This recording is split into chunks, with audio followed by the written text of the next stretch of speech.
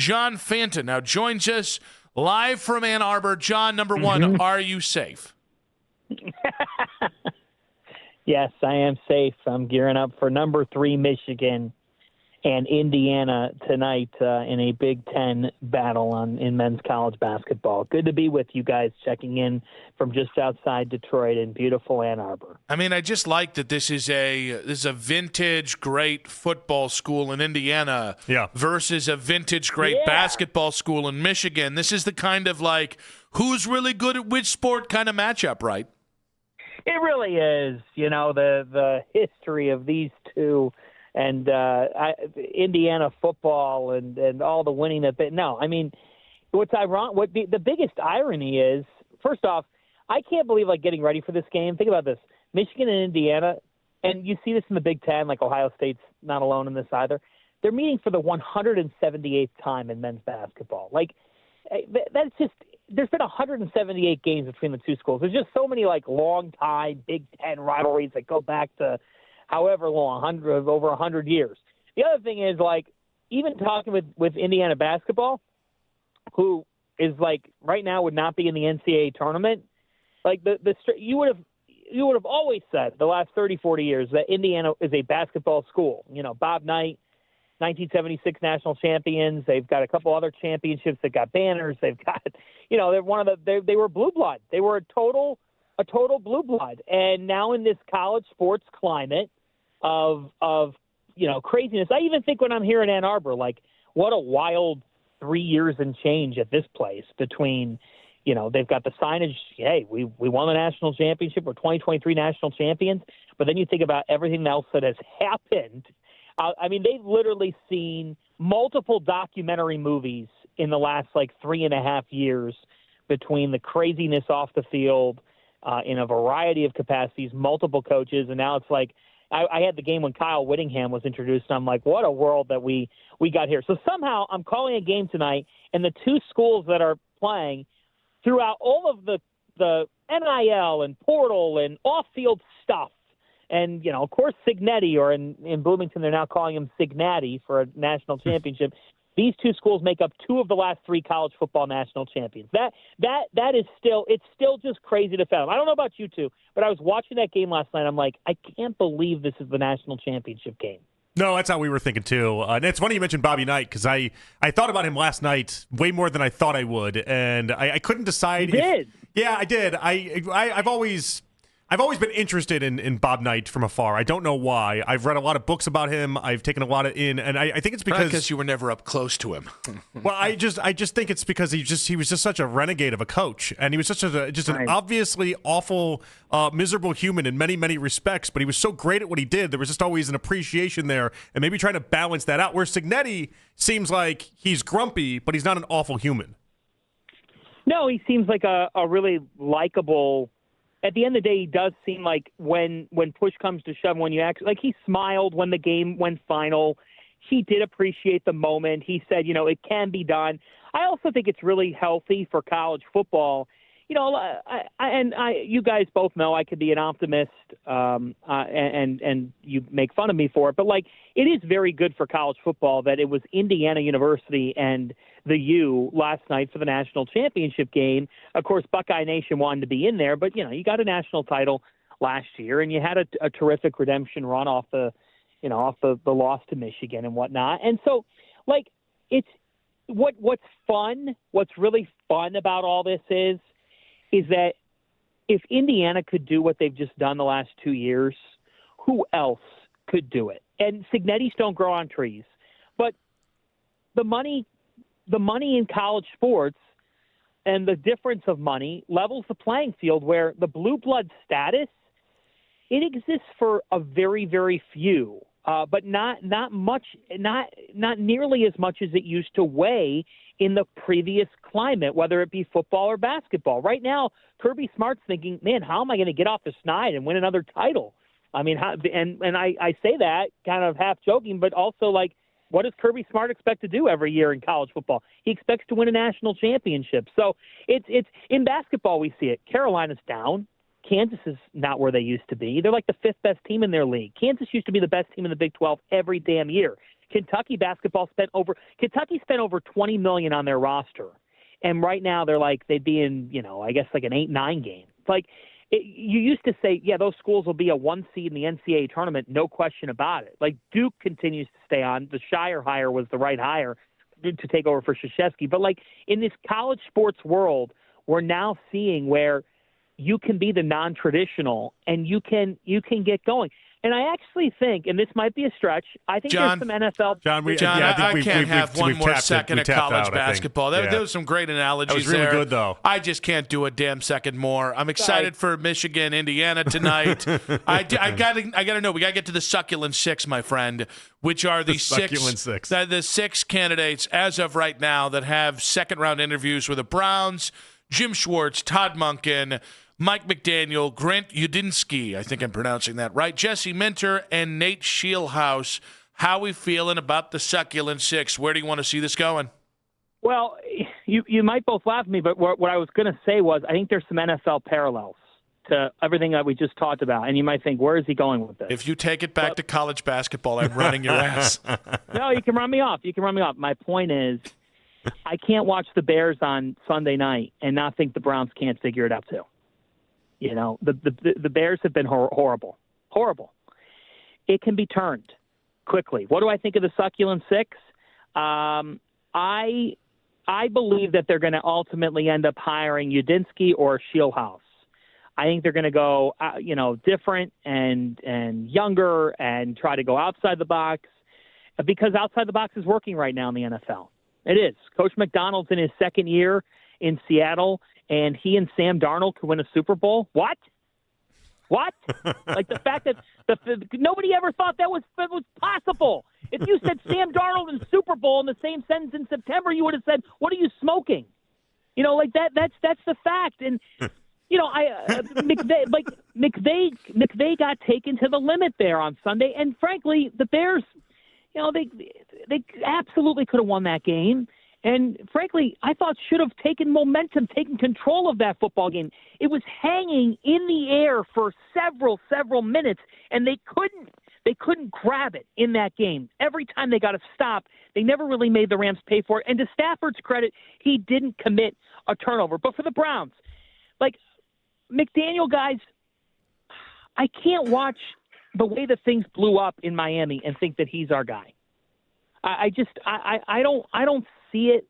Todd Monken, no way. Come on. Todd Monken, I don't support that at all. If the Browns do that, I don't know how they're winning any press conference. Udinski to me is interesting. I know he's young. I know he's 30. I know some fans might be like, who the hell is this guy? But I look at what he just did with the Jags and really fixing Trevor Lawrence and making that offense watchable and functional, and I'm intrigued. And I don't think you have to go, super old school and traditional anymore. I also don't even think that fits. You retained Andrew Berry. Andrew Berry's probably going to go new school with this hire is my belief system. And the question of power is real with whoever they hire. It's the same thing that the Giants just dealt with. They had to deal with John Harbaugh for days because John Harbaugh was asking the tough questions. And so that's very real of these six guys. The guys who have been at it, the guys who have been in football for a while are probably going to ask, do I have control over this? Can I do this? Can I do this? And if I'm the Browns, and if we look at the Browns the way they've been run, the answer is probably not. So I think they're going to go younger and outside the box. John, here's my problem with Udinski. He was a glorified quarterbacks coach with the Jaguars. He didn't call plays, and he didn't really script most of the offense. And Trevor Lawrence has had almost verbatim this exact same statistical season as he had in previous years in Jacksonville.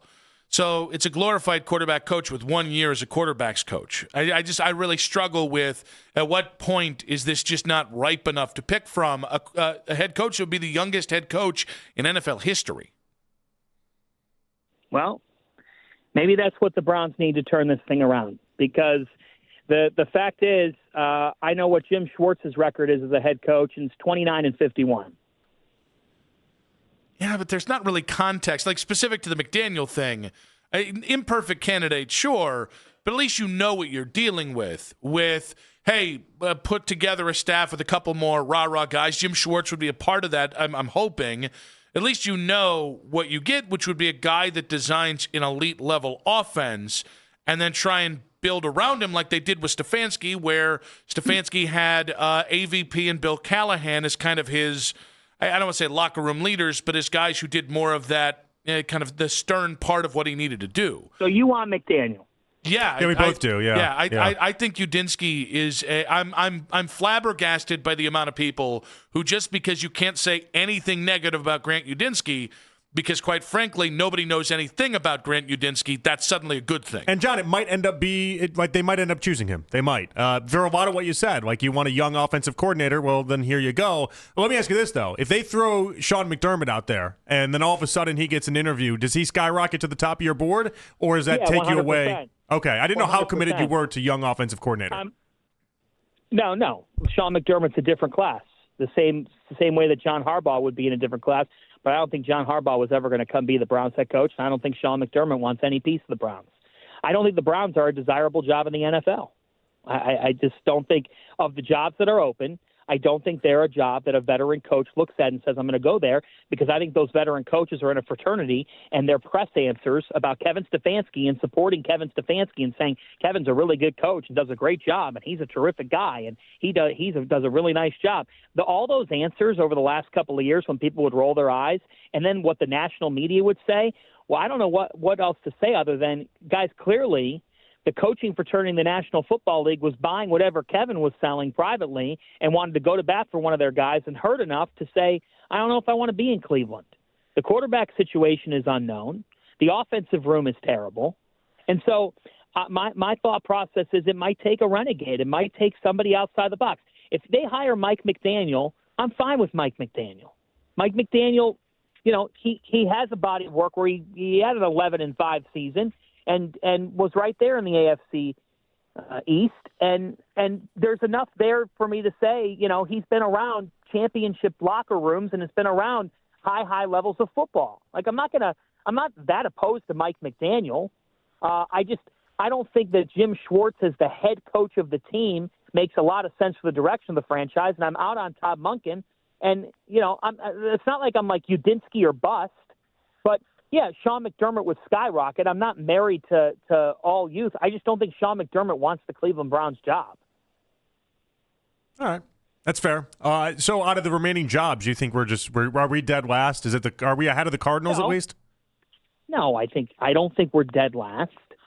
I also think there's only 32 of these openings. So, let's be real. But okay, first off, and Sean McDermott's not coaching these guys, but anymore. But the Bills, right? They're obviously right there because they've got an MVP, and the Ravens are ahead of the Browns too. Look, the Raiders. I mean, that job, that whole situation from a franchise standpoint is brutal. There's an appeal with the Steelers because of the longevity factor, but no, the Browns opening is. It's not top 3 in the NFL, and you could say it's not top 4 right now in the National Football League. I mean, I don't know if you guys think it is, and you strongly disagree with me, that's fine, but that's kind of where I'm at. And there's only 32. They could still nail this higher, but one of the biggest problems with the whole dichotomy of this search is, does an old school football guy or does a veteran coach want to answer to Andrew Berry and Jimmy Haslam? That I can't answer that question. Neither can the two of you.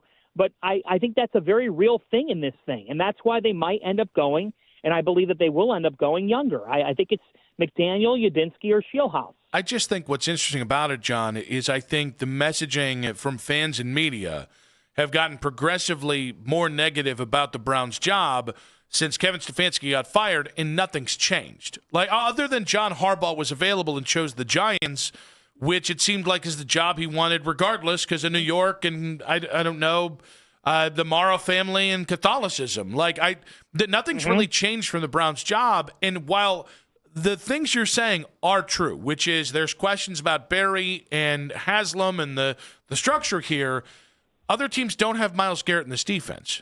And other teams don't have an organization that has a track record of being very aggressive in fixing their issues, which I would imagine the offensive line and wide receiver room get fixed pretty quickly this offseason, even if it can't also get the quarterback. So it's not in any way that you're wrong. It's just I do think people have skewed incredibly negative over the last 2 weeks, and nothing's really changed. The positives are still the positives, and the negatives are still the negative.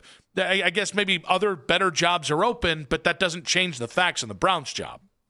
Two definitive, in my opinion, would be the Ravens and the Bills. After that point, I don't think you could definitively say this is significantly better than the others. You know, I've seen the power rankings of like the Raiders are third in a lot of the rankings. Yeah, because they're so functional and they make a lot of sense. No, I'm sorry, I don't trust Mark Davis.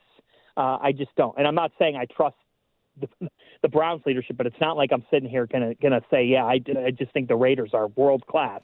I think it's after those top two. You know, the Browns, that they get hurt by two franchises with MVP quarterbacks looking for coaches. That's not a slight on the Browns. It's a reality of the situation. I'm not crapping on the Browns coaching vacancy. My concern is just about the power structure. And I just look at how long it took Harbaugh to eventually say, okay, I'm going to do this. Let's sign the dotted line. And I think, like, the Browns they've got a lot that is upside. What's the upside? They got an owner with a lot of money. They got a player in Miles who, you're right, is going to have a Hall of Fame bust. That defense is elite. But what's it look like with Jim Schwartz? You know, are you forcing me to keep Jim Schwartz employed? Does Jim Schwartz want to be employed? I just have a few more questions about the Browns' power structure than I do of other franchises. Does that make it a terrible job? No. There's only 32 of these, and they're better than the Cardinals. And to me, they were better than the Titans, you know, who hired Robert Saleh at midnight last night. I started laughing. I don't think there's nothing that convinced me that I started cackling. If the Browns had done that, I would have fallen out of bed last night and probably started telling Bob Knight stories again like we started this phone call with. So the fact is the Browns are still a decent – they're a solid opening.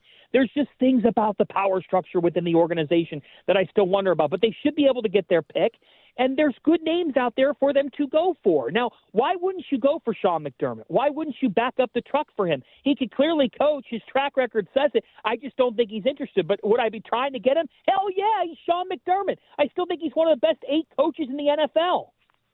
John, we got a boogie, buddy, but it's great to talk to you as always. Enjoy that basketball school, Michigan, and I don't know. I guess I'll have some chance tonight. Be good, buddy. Thank you, John. Sorry for the tangent. By the way, we'll talk Cavs next week. They are in trouble. Thanks, guys. Look at that. That's a nice little tease for next week.